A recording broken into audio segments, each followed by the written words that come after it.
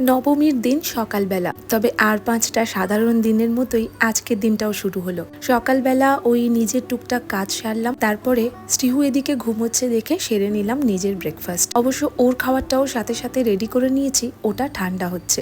স্টিহু এদিকে ঘুম থেকে উঠে পড়েছে, এখন ঝটপট আমি খাওয়া শেষ করে ওকে আগে ফ্রেশ করব, তারপর ওর খাবারটাও ওকে খাইয়ে দেব।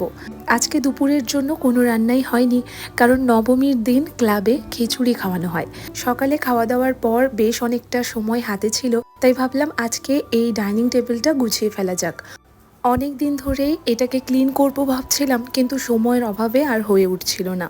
এই টেবিলের কভারটা কলকাতা থেকে আনা, এরকম স্টিচের কাজ করা কভারগুলো ভীষণ সুন্দর লাগে দেখতে। মোটামুটি ওই দিকটা গোছানো হয়ে গেছে, এখন শ্রীহুকে স্নান করিয়ে দেব, দিলেও ঘুমোবে। ওর রান্নাটাও করব, তার আগে স্নান সেরে পুজো করে নিলাম। একদিকে শ্রীহুর রান্না বসিয়েছি আর অন্যদিকে টুকটাক কিছু ঘর গোছানোর কাজও সারছিলাম।